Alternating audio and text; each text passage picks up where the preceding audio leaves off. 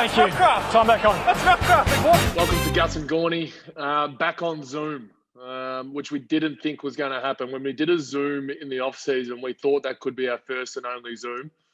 And Angus had a lot of room for improvements with his Zoom appearance, and I think you've taken them all on board.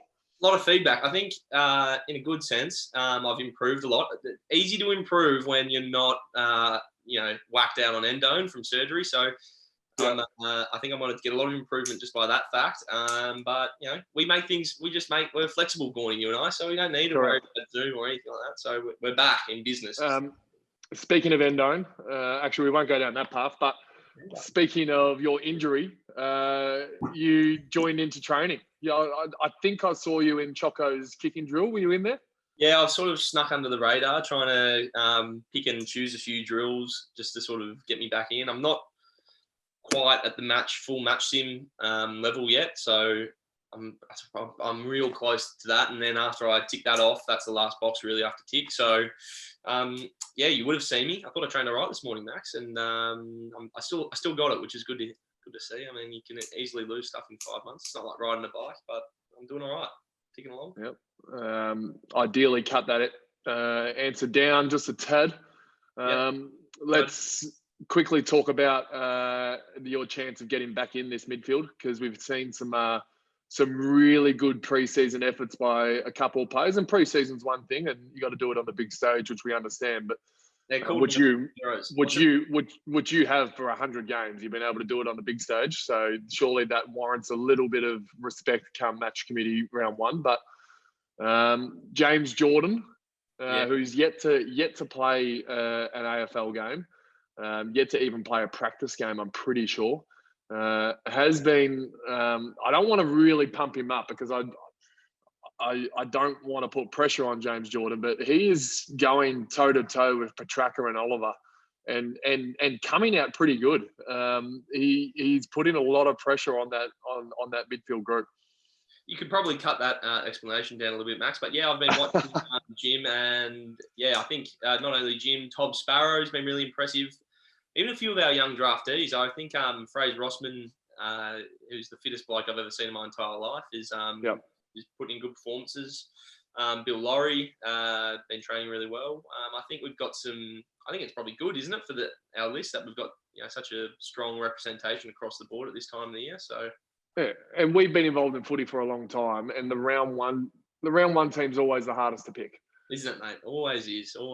But I'm confident that whoever is picked will be. I mean, I feel like we're pretty fit at the moment. I guess everyone's probably sitting here saying this, though, aren't they? We're not going to sit here and follow what everyone else is saying. We're in a good spot, but I'd probably leave it at that. Yeah, I'm happy with that. We have added one to the list, Angus, and in my 11 years. The way the listing has worked, I mean, we can add people whenever we want, but Kyle Dunkley came at a random time. Jay Lockhart's come at a random time. They come at different times now. There's no real list lodgement in that cutoff date in November. We have the great man, Majak Dor. And sorry, he's not on the list yet, to be clear. No, he's not. He's training with us, I think, for 3 weeks, trying out, essentially. I guess since, Weirdo's 12 weeks, and Ben Brown's similar. So we need another big body. I think, I saw him out we were in the sort of rehab group today. He's been, what's it been, 5 months down at North Heidelberg. I'm not saying they're dropping the standards too far below AFL, but he got a bit of, a bit of aerobic work to catch up on, which is, I think he's got all the tools to be a really good player for us, but he's got to put 3 good weeks in, and then I think after that, if we're liking what we're seeing, we pick him. Is that how it works, to your knowledge? Yeah, I'm pretty sure there's another 2 boys there training with us as well, in Deacon Smith and Kobe Farmer, who are in a similar situation. I'm pumping up everyone's tyres, but Deacon Smith, geez, that kid can play. So I don't know how he missed out on getting drafted. So hopefully not putting much pressure on Tim Lamb and Jace Taylor, but I am in the same way. I hope we do pick up Deacon Smith at some point. Yeah. It sounds like we can pick him up in round 20 the way this list lodgement works. So Deacon might have a long wait, but no. Is that was your view on Majak? Was that how he said it? He said he's got a bit of fitness to catch up, or are you making just an observational view there? we were talking about what he's been up to over the last few months, and he said not a whole lot. He's very keen to grab the opportunity. I also have to give over the crown pretty quickly. You know, the biggest bloke at the club. I think he's got a bit there. And we were talking about he does like 190 something bench press or something ludicrous like that. So he's still, you know, a big strong lad. I'm sure you got to look at him today, Maxie, at some point. But yeah, he's really looking forward. I think he's in a really good headspace. He's looking forward in the next 3 weeks and showing what he can do. So it's good. He's a good bloke as well, which we love. Luke Jackson, who we love, Dogger Jackson. He not a friend of the podcast yet. We should get him on because that would be an interesting podcast. I think he's what derailed the Ben Gibson podcast before we jumped on. He had the first year players on. I don't think Dogger gave him much. He just doesn't have that connection, Gibbo, to the young players like we do, Angus. Not everyone. But Luke Jackson said to our weights coach, is everything going to be okay? And the weights coach said, what do you mean is everything going to be okay? He goes, well, I might not be the biggest guy at the club anymore. I might not be throwing the steel around as much as Majak. Is that going to be all good? No. I reckon Majak could outbench Luke Jackson with one arm comfortably. Correct. He's massive. And we've stolen the whole North Melbourne forward line, which is good as well. Yeah, exactly. I think, well, you know, we got to get him from somewhere. And, you know, the regular Melbourne's better than North Melbourne, which we all know. So they've probably made the right choice, the two of them. Training-wise, we've been cut down by COVID. Yep. We had to go back to the dreaded group of 10 training. Actually, which, I had fun in my group. How was yours? Was it the same? You were in some group of 6. It was the Misfits, and you made the best of a bad situation. You're in the misfit group, and you made the best of the bad situation. We were in the first year players group. I was entrusted to the development of our youth, which I thought I was very honoured by. I'm interested. What was the midfield group like without me? I actually didn't get a call up to the midfield group. I got a call up to the tools group. Wow, that's got to be an error, clerical error or something. Yeah, I think they want me to work on their marking, which is phenomenal that they want me to do that. But so we went back to 10s, Angus. And to be fair, we were able to train during this lockdown, which we're very grateful for. Yep. I wasn't locked in my house on Monday and Wednesday. I was able to go out and train with 9 other tall players. And enjoyed it. So as much as it was dreaded that we got cut back down from 40 to the 10, it hopefully won't have an effect on our season. No, it shouldn't. We got a good couple of sessions in, so correct. Out on a heap. Now we've got a lot to cover off. We've got 3 main topics from here. One is Eddie Langdon. We'll get to him in a second. But we sort of breezed over it last week that we will go back to our shapes conversation. And for those that don't know, the shapes conversation and haven't been listening since episode 1, go back and listen to all of it because it's a saga of many ups and downs. And shapes were on their way out. I'd stopped seeing them at Coles, Woolworths, petrol stations. There was very limited shapes, and all of a sudden now they're back everywhere. They're Instagramming, and we feel like we were sort of the instigator to that. Oh mate, we are the catalyst. We're the fuel. We're the match that whatever you want to say. We're partially responsible. Well, whatever you want to say, but you didn't really say one. You sort of touched over about 3 or 4. I'm all over the shop. It really rattled me because I don't know where. It's like, you know, those little fish that swim with the great white shark. Like, it's good for both of them, and it's good. And I'm not saying that we're necessarily a shark and shapes are a fish, but I am saying we've got a relationship that works for both of us. I don't know what they're thinking.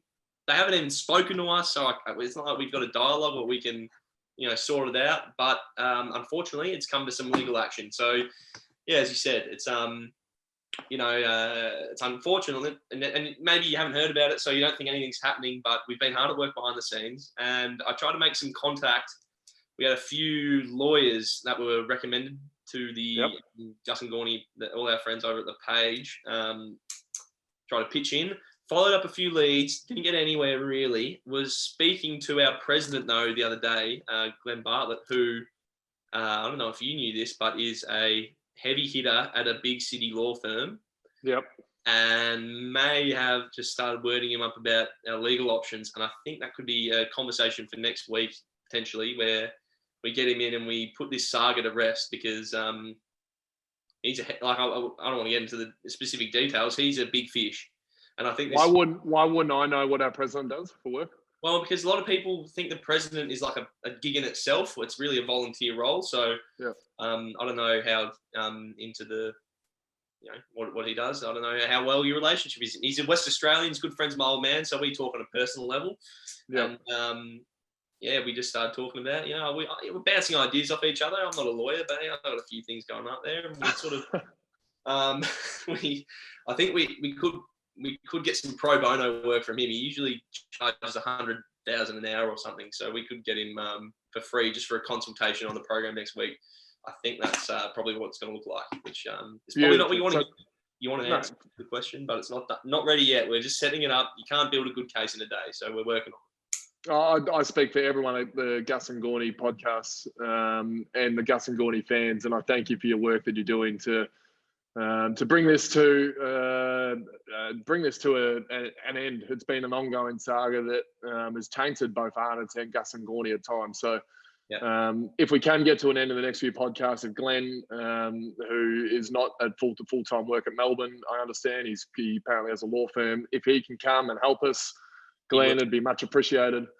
Glenn, the thing about Glenn is he hates injustice. As much as he loves the Melbourne Football Club, he hates injustice, and there is a goddamn lot of it going on in this sort of area. So I think we'll get him on next week potentially and watch this space, because we've got the cavalry coming, Gawny. We're about to win this battle, mate. The cavalry is coming. Thanks for your work, Angus. Let's go drop into this segment. Oh, straight in. Okay, I guess. No, we're going Langdon. Yeah. Well, we've scrapped the other intro. I guess there's only one that we could possibly be doing. So it's Eddie Langdon's. Yeah. Segment. Yeah. Good week for Lingers this week. I've got something hot off the press. We're obviously being positive. It's a positive Eddie Langdon segment now. So it's part of the rebrand. Yeah, we're rebranding. It's 2021. It's a new podcast, new us, new attitude. And part of that is Ed Langdon. We're looking for some, and it's easy because there's a lot of them, but we're looking for some positives. We had obviously 5 days quarantine. Everyone knows that. And what a lot of people might not know is that there's a dedicated group of players who come in early on a Tuesday morning, and we call it win the morning, win the day. They get a sweat on before training. They do a little bit of extra work. They, good energy, feel good, and then go out and you win the rest of the day. And we had a Zoom, which I noticed you didn't come to, Max. What were you doing Tuesday morning? I've got a home gym that I prefer to work out in on that Tuesday morning. But I have been to a few win the morning, win the days. They're great mornings, aren't they? Yes, they are. So anyway, I spoke to Lang and I was like, look, mate, the people would love to see you, and I reckon it'll, you'll bring a lot of blokes with you because he's an icon, he's a figurehead around our club. You'll bring blokes with you. And, I just suggest thinking about it. And he was like, I'm not going to do it. I'm just not going to do it. And I was like, all right, it's all right. So then I went to our WhatsApp group and I said, Ed Langdon is 100% in. He's 100% going to be there. So everyone come on down, hoping to put a bit of corporate pressure on him. And to his credit, Ed Langdon popped up there at 7:30 a.m. on the Tuesday morning, had his camera on and was there, had his yoga mat, and put in a real good, it was a hard 30-minute session as well. And he was there. Everyone benefited from him coming. I think it's hopefully the start of a new beginning where he continues to really tip into the team, because that's what we love to see. And we're a better team when Ed Langdon's involved. So big pump up from my end for Lingers this week. Oh, it's just beautiful to hear. Isn't it? And I'm really disappointed that we had to go from that high to such a low. What we're going to do though is we're going to split this. So we're initially going to get Ben on to do his job per his contract, which is to give us the news. How do we not tear that up? Then we'll go to our guest, and then we'll revisit what 2021 looks for Ben going forward. Yeah. Okay. He's lost his jingle, per contract, so there's no more jingle. We literally say, "Here's Ben." So he's Ben. It's great to be back. I actually thought it may have been the end of me last week, but nice to be on here. I guess you just couldn't quite get rid of me. But in terms of the Mad Jack Door news, you missed one thing, which I thought was a good story. So Monday, all the media went out wanting to capture Mad Jack in his red and blue colours for the first time, but his COVID test result hadn't come back. So he actually wasn't at the club, which left a few people outside the front door. So a nice little stitch up by Mad Jack, nice and early in his time at Melbourne. Today's training was a good one for Jack Viney. He ran for the first time, so some good news there for the guys. And then some boring news, but things that you've got to say. Player sponsorships are a big thing at Melbourne Football Club, help keep the club alive. Max, I know you're involved. You've got Cade Chandler. There are actually 18 players still available for player sponsorship. Some good names too. Nathan Jones, a bronze sponsorship. You'd be throwing some money behind him because 300th game this year. Anyone? See, I was made to feel that Cade Chandler was my last option. If I had known that there was 18 people I could have chosen before Cade Chandler, my money would have known. That's harsh on Cade Chandler. He's a friend of the podcast, Angus. I love player sponsoring. It gets me to go to a barbecue after one of the games, get a signed jumper with one of my players, and also a photo at the MCG. I've sponsored Corey Wagner in the past. That didn't work out for both parties. He's now moved on to Port Melbourne, which is where I'm sponsoring him in Port Melbourne now, hoping for a bit more bang for buck. COVID restrictions didn't allow the barbecue to go ahead, which I've shown my disappointment to the sponsorship department that I'm owed a barbecue, but it is a very fun program to be involved in. So I encourage those 18 players. I'm presuming Angus and myself have been swallowed up, Ben. You've been taken, but Gus's housemate Aaron Vandenberg up for grabs. The 3 draftees, I'd probably go with Jake Bowie. I really like the way he kicks the ball, so he would potentially be a good one. You mentioned James Jordan, Tom Sparrow. They're both. Tom McDonald in for a big year, so plenty of names. Fans can go to melbourneexperiences.com.au and check all that out. So a little plug there.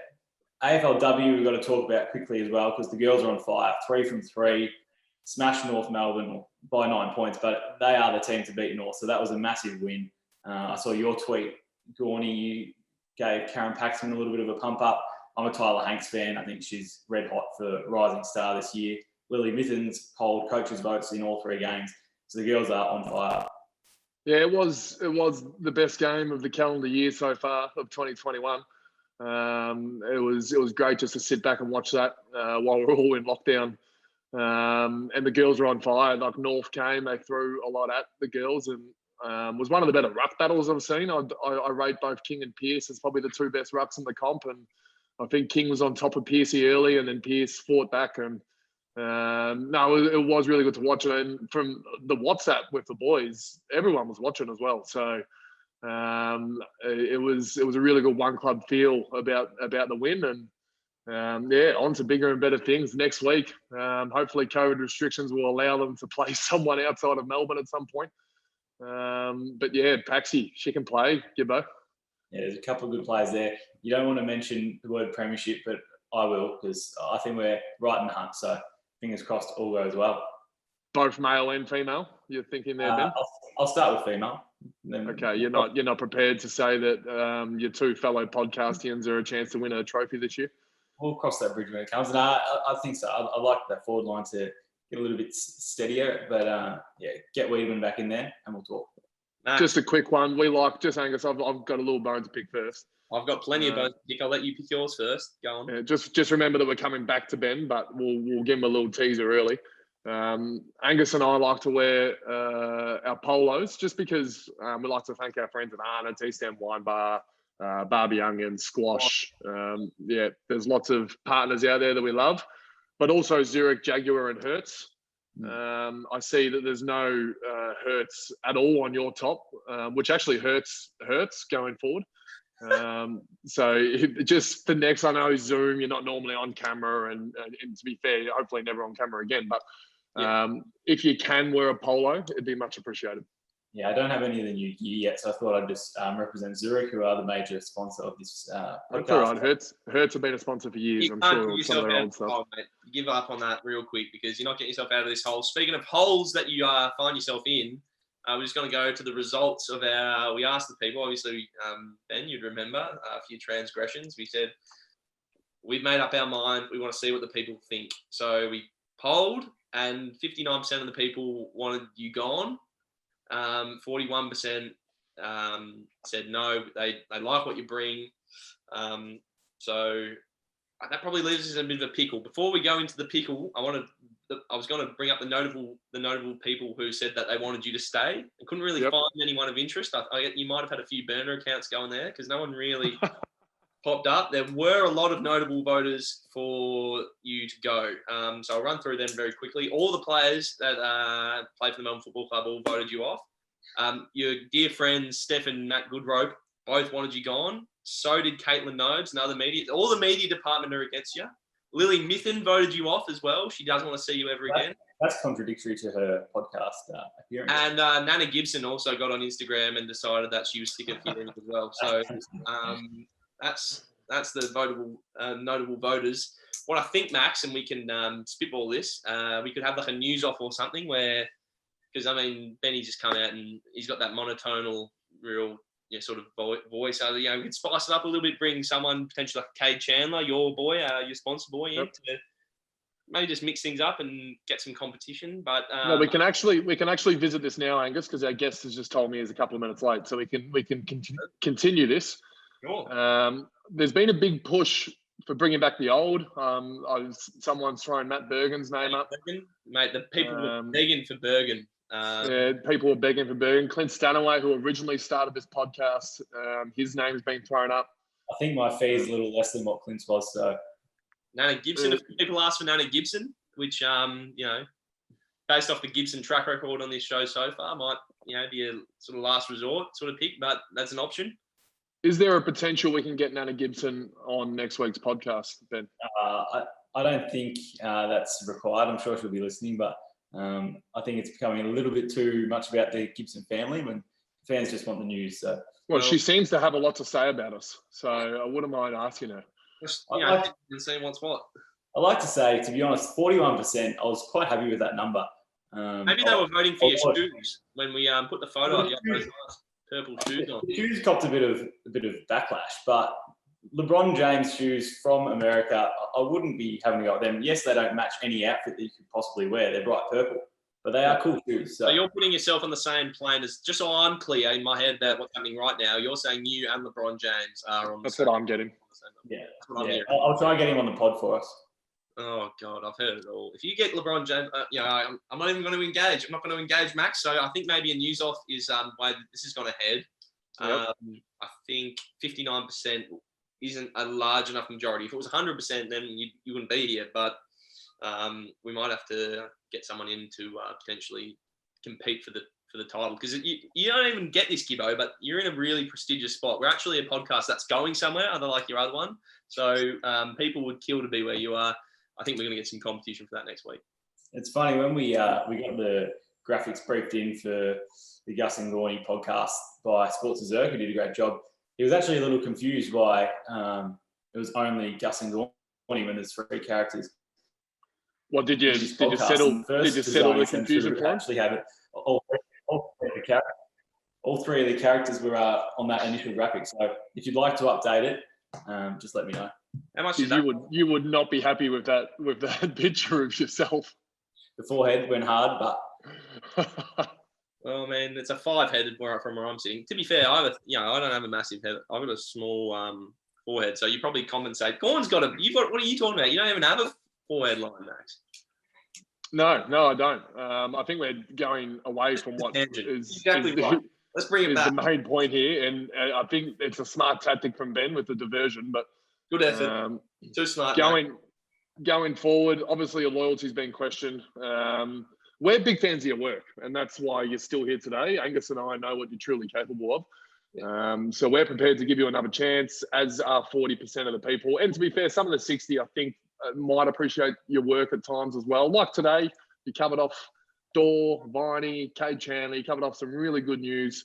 So I'd be relatively happy if you do win the news off. But obviously your loyalty's been questioned, and that's the main part. So at some point, we'd like you to touch on that yourself, and just speak about how you portrayed in terms of your loyalty, and hopefully that'll be done on the next podcast.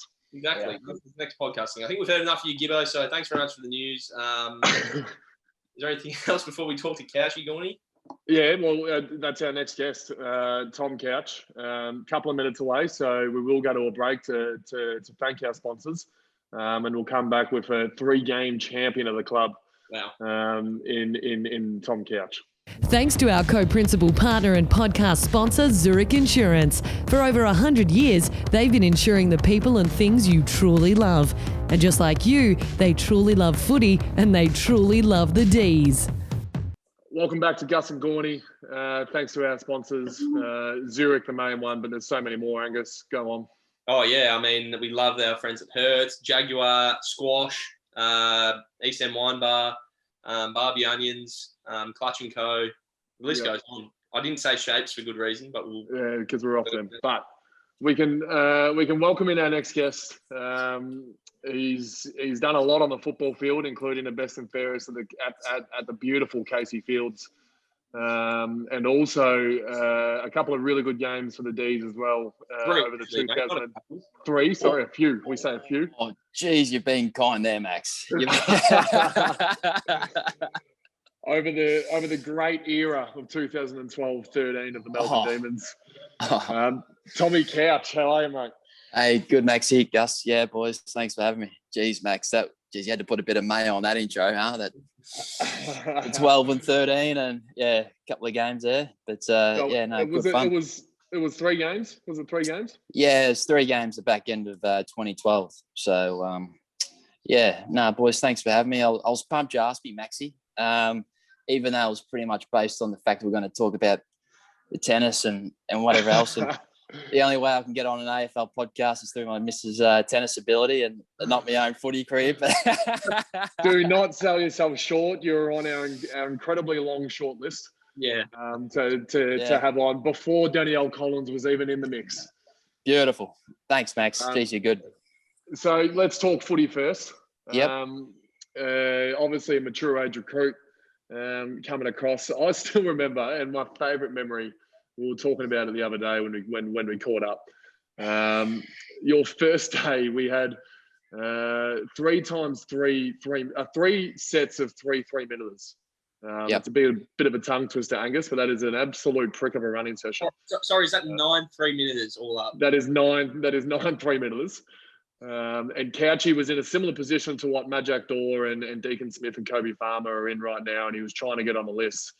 And he thought the best way, which is the best way because he got on the list, was to attack the running. And boy, did he set one of the best first 3-minuters I've seen, tied up with one of the worst last 3-minuters I've ever seen. Yeah, that's right. No, I still remember that day. For sure. Yeah, absolutely. That was Dave Miss and Mark Neald, and obviously that attacking of the running may have helped you get on the list. But you got on the list, and unfortunately, it was during a pretty bad time for the club in terms of wins. But you were able to hold your head high for KCB&F and a few games towards the end of 2012. Yeah, thanks, Max. Yeah, obviously, 2 years, and definitely got fond memories of that first pre-season. Really, living a sort of boyhood dream. I was 23, so that first session, it's like I've got nothing to lose. When I got overlooked at 18, mature ages weren't a thing. I think it wasn't until I was like 20, 21 where Barlow and Podsy Outley sort of came in and made it a little bit more fashionable. But I was very lucky with the timing too, with GWS and Gold Coast, and the list getting a little bit bigger. So it was my one chance, my one opportunity. So I sort of took that. I think it might have been like a 3-week window just to give it everything that I had. And because after sort of my 18th birthday or that year, I got overlooked. I guess my greatest fear in life was not running onto an AFL field and not knowing what that feeling was like. I didn't want to be 40, 50 and imagine, I wonder what it would have been like to play AFL. That really drove me those 3 weeks, when I was trying out for a spot and, and also through my whole 2 years at the club, for sure. Was there, sorry, you go, Angus, you go. Before we get too far away past start of your career at Melbourne, I'm interested because all I've ever heard is about how weird Gawny was back in the day. Can you recall your first impressions of our now impressive skipper, what he was like back in the day? How old would you have been then? 2012, you would have been 21. What was he like? Pretty confident. Not as muscly as you are now, mate. That's for sure. But no, I still remember he was telling me about this premiership window. I still remember this chat. He's like Neildy and all the coaches got him in, and you know how they're doing all those spreadsheets. You know, and this is if you're going to win a premiership, these are the type of players you need to play in every single position. And and Gawny told me I'm in the premiership. I don't know, whatever they call it, the blueprint, whatever it is. I'm the ruckman. I'm the premiership blueprint, you know. So I'm like, oh, well, good luck to you. But I'm still waiting. I think I'm out of the blueprint now. No. But and obviously a lot of fun. And it's no surprise that you've gone on to be captain, mate, because you know you could talk to anyone. You know, you'd go in, you'd be talking to, you know, when you're playing AFL, you obviously fit in with that group really well, but. You know, I really remember how you used to have a really great impression on those Casey list of players too when you go down there, and how you interact with the trainers and the physios, and you know that's not an easy thing to do. Like you can't fake that. You know, consistently over time, you really gave yourself to everyone, and it's a natural evolution, I guess, the way you've become captain. I remember when you did your knee actually out at Casey, and because I was calling for it. Actually, I remember, I was in the middle calling for it during a scratch match or whatever we were doing. And I was filthy that you fell over and you dribbled the ball. It cost me a kick. And then obviously you found out you're out. And I think you missed all the 12, wasn't it? All 2012? Yeah, missed all the 2012, yeah. Yeah, mate, you always had a smile on your face. And it's a credit to you how you sort of got through that, because it's, you're on there on your own for a fair chunk of it. So, Gus, no, it was a lot of fun. And, you had a week in New York, sort of just tagged on the end of there with you boys. You had a good crew there in New York. And, we don't need to go into what happened on that week in New York. That's for another podcast, I reckon. So our podcast friend, Jack Watts, was also there, friend of the podcast. Yeah. Without going too deep, Couchy, you spoke about how much you just wanted to get on the football field, and I'd like to think that was because of your late father. Was there pressure with the Couch last name in wanting to be able to make that dream come true? I always wanted to play regardless. Like I always wanted to be like Dad. I think I was 9 when he retired, so you're very impressionable those years. And you sort of, I see it now with Leighton Hewitt and his son Cruz around the courts all the time. You know, when you're in that environment all the time, it's quite inspiring. So, when I see, any son on TV, a young fella that's with his dad, whether they're running out through the banner or anything like that, you want to be like your dad. And I idolised my dad. He was my best friend. And there was a lot of pressure in Geelong. It's a very tiny town, Geelong. And, it was definitely tough through school. I was the smallest on all the teams. I missed out on a lot of rep sides. It wasn't until I was 18 when I started to grow my body a little bit. So it was very tough. But Gary Ablett Jr. was actually someone I really looked up to, not so much with a footy capacity, but just, he obviously would have had it a lot harder than I would have in Geelong. Yeah. Being, obviously the son of Gary Ablett and having the name too. So just to watch him, get drafted by Geelong and obviously have a really good career while I was at school and sort of going through that period of my life. It was quite inspiring and always preferably, like I dreamt of playing for Geelong and wearing the number 7. That's all I wanted to do. But then, as soon as I, got overlooked at 18, I said, I don't care. I'll do whatever I have to do. I'll play with whoever. And, I was pumped that, Melbourne, I think it was 5 years later, gave me a shot. What number did you carry around at Melbourne? 47. It was a bit heavy. I think I had Fitzy, 48. Yeah, not a great locker partner. No, yeah, that's right. And Turles, I think it was 46 my second year. Yeah. Joshy Tyner might have been 46 the year before, and then I think he moved down. But 47. So good times. And then we'll go quickly post Demons. You played a little bit of Richmond VFL, but also did some stuff over in Tassie, which is where you came across, and potentially, I think, without I haven't done my research here, but did you word the Melbourne recruiters up on Jay Lockhart? Yeah, with the help of Cole Garland. Yeah. Yep. So I was the coach of North Launceston. Jay had been playing, 2 or 3 really good years. I think he was vice captain the year before I got there, and won the club best and fairest with Taylor Whitford. I think now he's also at Melbourne in a coaching capacity with the VFL side. So I went down there and saw Jay, and the first thing everyone would tell me is how talented Jay is and whatever else. And sort of halfway through the year, Cole Garland came down to a match in June, and we lost 2 games for the year, and this happened to be one of them. And we were pretty ordinary that day, but Jay was just amazing. He was by far the best player on the ground.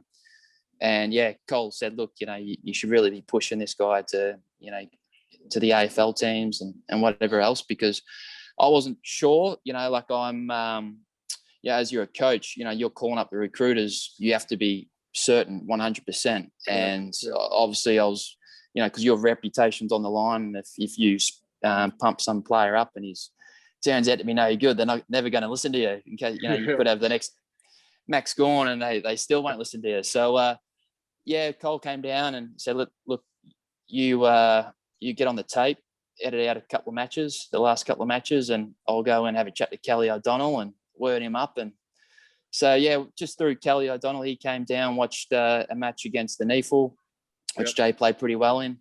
And obviously then 6 months later, he signed with Casey. But that was really good for Jay to have that 6 months to know that, okay, well, I'm going to move to Melbourne, because it is a big move. Lonnie's a pretty small place. So, obviously, it's great Jay's over there, but also too, Cole had a massive input, Cole Garland.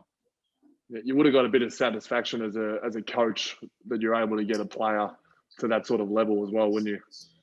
Yeah, absolutely. And I remember the call Kelly called me to, I was Indian Wells in California. What was it, last year or the year before? And sounds like a horrible place.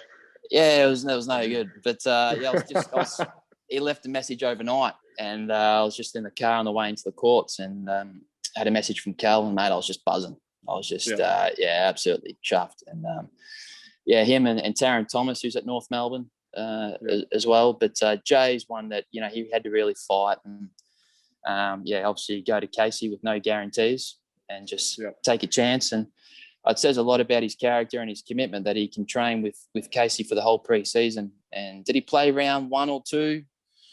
Very early. I'm thinking round 2. Early. Yeah. So, I mean, that's not easy to do with a VFL pre-season behind you. And I'm sure he had a few sessions with you boys, but, it says a lot about, his commitment and, what he's doing behind the scenes too. So, it's great to see him play, and, he's going well. Now, post... we do need to talk about tennis. I know how much you wanted to avoid it early. Can you explain to me, because I understand the fitness side. So you started a fitness company. You're working around local football pre-seasons potentially, and then something came across to be able to do some tennis with the Davis Cup men's team.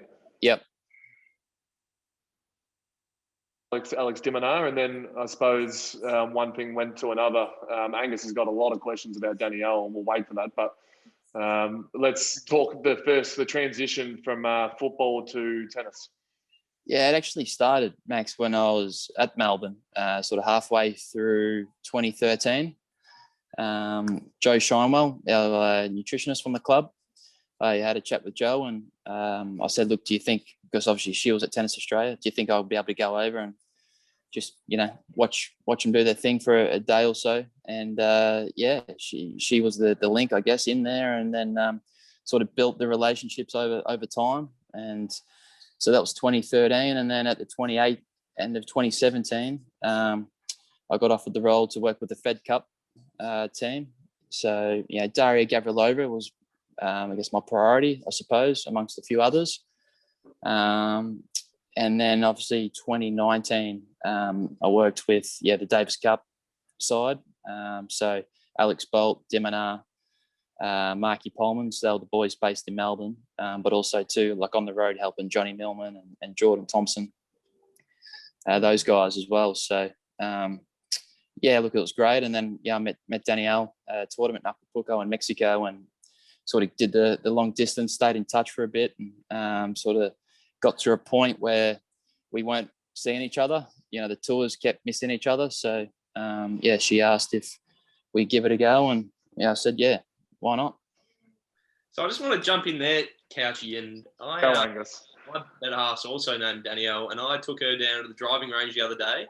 Yep. I gave her some pointers on how to get them up in the air and straight, and she nearly wrapped the club around my head. So I just want to know how you find that. Sure, there has to be challenges when you're in that space. No, I get you, mate.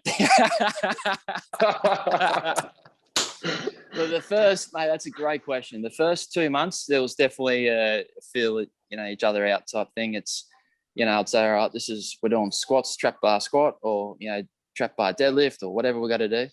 And she'd be like, why are you talking to me like that? You're not being very nice to me. I want you to talk to me like, I'm your girlfriend. And I'm like, well, I'm sorry. I'm just talking to you how like I'm training someone else. It's, for me, it was very easy to get, go in from, I guess the boyfriend to training. But for her, it's, I'm boyfriend, obviously, first and foremost. So you're right, mate. It takes a bit of patience. And, but then after about a few months, we sort of figured it all out. And obviously it's still, it's a high pressure environment. So I think the most important thing is that we have respect for each other. She respects my knowledge. She, probably the most important thing is, are my 2 years at the footy club. You learn more in, 1 year on an AFL list than you could in 100 years at uni.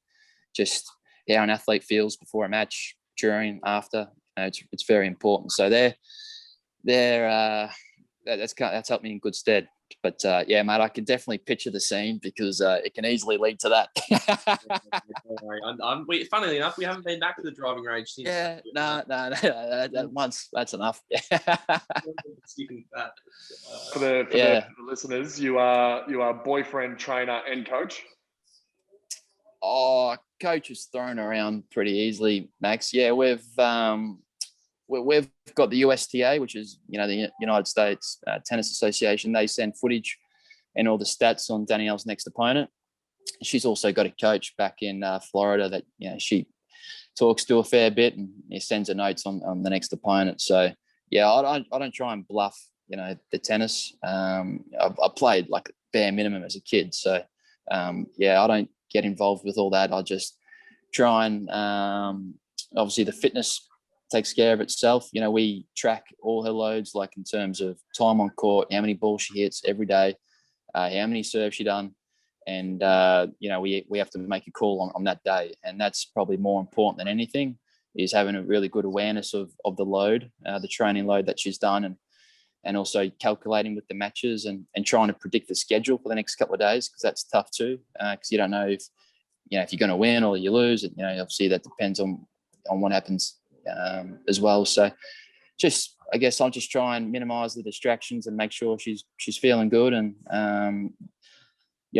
she's 34 in the world now, I think. So, she's got a good grip on it. So I just try and make sure she's, mentally and physically as fresh as she can at the start of the tournament, and continue to think ways of, how to keep her in that state, because when she is, she's a very good player and very hard to beat. A good run of the Oz Open, might have been last year or the year before. Due to that 34 ranking in round two, she came up against a pretty good player. So, I mean, a round two exit might be disappointing, but when you see the caliber of the player she was playing, it probably makes a little bit more sense. But you're still in Melbourne, so you're still lurking around. Is there a tournament in Australia next? I think there's an Adelaide tournament, is there? Yeah, Adelaide next week. She's in a semi-final tomorrow at 250. So she's played 3 matches this week. So had 3 really good performances. So, yeah, you're right about the Pliskova match, former world number 1. And Danielle actually bet her the week before in the Yarra Valley trophy, I think they called it. So, she's had a good, I think, 2.5 weeks here. She's 7-2, lost to Pliskova and also lost to Serena Williams in a super tiebreaker. So she's playing pretty well. So, yep, we got semi tomorrow, and then we're off to Adelaide the next week, and then Doha, Dubai, Miami, Charleston. Sort of keep going. But she loves Melbourne. Obviously, like you said, played the semi 2 years ago, and played well in Adelaide last year. So Australia is a really good, happy hunting ground for her. Maybe long-term post-tennis be able to be Melburnians? Yeah, spot on, mate. Yeah, no, we're during quarantine, we're looking at some land down the Great Ocean Road. Come on, Tommy. That's what we like to hear. That's the good stuff. Yeah. No, we're looking into it. So, what do you reckon, Max? Will you give us a hand milking a few cows or anything? You got on the farm, are you? You know me, mate. I'm great with the cattle. Is that what you call cows? Cattle? Some good bike tracks along there. You'd be good. Tomorrow, is that doubles or is that a different tournament? Tomorrow she's playing a 250 event. So she's playing Daria Kazaktina. Who's a pretty good player. She made Indian Wells final a couple of years ago. So how it works for those listening, because it is pretty confusing and they don't do a great job of explaining it. A Grand Slam is worth 2,000 ranking points if you win a Grand Slam. Then there's the Masters or the 1000s. Then you have the 500s, and then there's the 250s.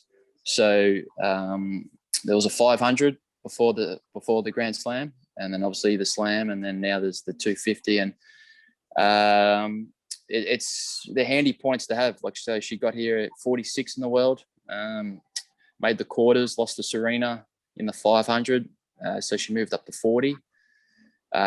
Stayed the same after Aussie, and then with the 3 wins this week, she's jumped to 34. So that's really important, because you mentioned before a tough draw against Pliskova. You get in the top 32, you're guaranteed not to play a seed until the 3rd round. So yeah, obviously you're sort of at the mercy of the draw if you're not seeded. So that's pretty important that you get that, within that top 32. And once you're there too, the draw's a bit kinder to you, and you get into more tournaments, and from there, you can quite quickly jump to top 20, top 15. And then, it's really up to you to make the most of your opportunities if you do happen to have a good draw, to really make sure that you cash in on it, because, you'll get some tough ones, and then there will get some medium ones, and then there's some easy ones as well. So the higher ranked you are, generally the better draw you'll get. I get a tip. My gut feel is Serena, but you probably know it more than me. Serena, Osaka, and the 2 more unknown girls on the other side of the draw. The one that beat Ash this morning. Yep. Is your tip? Not so much a tip. I'm barracking for Serena though. Yeah, I think it'd be great if she could do it. Osaka, it's tough. I think the winner of that semi-final will definitely, I think will win. I shouldn't say definitely. Brady made the semis at the US last year, and obviously Muchova, who bet Barty today. That's not an easy feat. So I guess, obviously very good players at this point, but I think that semi between Osaka and Serena will probably become the winner. Hang on, mate. The men's game? Did you get me? Yeah, sorry, just got you at the end. Obviously, Rafa, Novak, Medvedev, Rublev, and Tsitsipas seem to be the main 5. We all know you like tennis. Stop reeling off. I'm sorry. I can't cop that. I've copped a lot of tennis talk from you, Max. I know you like tweeting, but I'm not going to hear you run off A to Z's of all the tennis stars mate. It's all right. We know you like tennis. Just ask your question. No, you're right. You're right, Gus. Who's the other fella in it, Max? Who's the Russian quali? No one's heard of him ever. Yeah, but as Gus said, you do pride yourself on your tennis. Yeah, you used to Instagram direct message Steve Johnson. Tweets Johnny. Yeah, Johnny Isner. Johnny Isner, was it? Yeah. We're going to get him on the podcast. You're going to get on the podcast? Yeah, I reckon he'll do that for sure. Yeah. I think, I mean, the men's, it's tough. I hope Rafa wins, but it's hard. Like, we just don't know with this quarantine. It's really affected the men. We only train for 2 hours during the quarantine, and that's not so much an issue for the women as it is the men. When you're playing 5, the best of 5, it could be out there for 4 hours, and you're serving over maybe 250, 300, 350 balls a a game. So it's hard to sort of mimic that in the 2 hours and make sure you cover everything else off. So look, yeah, I mean, we don't know about Novak, played pretty poorly the first set last night. It was sort of hard to get a read on him. And then just before the tiebreak kicked in, he just went to another level. So look, I think if he's fit and as close to 100% as he can get at this point in a tournament, then I'll probably think Novak will probably get the win. Couchy, I'd love to get you into the club one day from a point of view of having something outside of football in good stead, and you were able to get out there and in your own time to suss out this tennis stuff, and it's really worked out for you, and you're able to live the life you are now. And thanks for giving us your time. Hopefully Danielle wins tomorrow in the semi-final. Fingers crossed. And then 250 points that we're well aware of now, Angus. Yeah. That's it. That's right. You guys you're experts now. Yeah, me and you both, Max. Tennis experts. Yeah. Thanks, Gus Gawny. Appreciate it. Great to chat. All right, that was Tom Couch. Ripping interview. Loved every little bit of that. I love my tennis, Angus. Yeah, I know you do, mate, and I think everyone knows now. I mean, all those names you reeled off, it's mighty impressive. I think that was one of our better interviews that we've done. That was very insightful. He's got a really impressive story, old Couchy, doesn't he? Yeah, he worked incredibly hard to get on the list, worked incredibly hard to try and stay on the list, and now he's working incredibly hard after footy. So he's a great story to be able to tell people going forward. We'll be back in a fortnight. Yeah, a lot will happen in between now and then. I'm excited. We obviously have a few things in the works. One around Gibbo, another around Shapes, getting our president into the heavy hitters. We're finally going to sort this out. But I reckon a good episode, Max, as far as things go. So Slightly over the half an hour recommendation from Ben Gibson, but oh well. Yeah, I mean, like when we start listening to him, we may as well hang up the headphones because he's got no idea what he's talking about. But well done, Max. A great session. I guess I'll see you in 2 weeks' time. See you soon.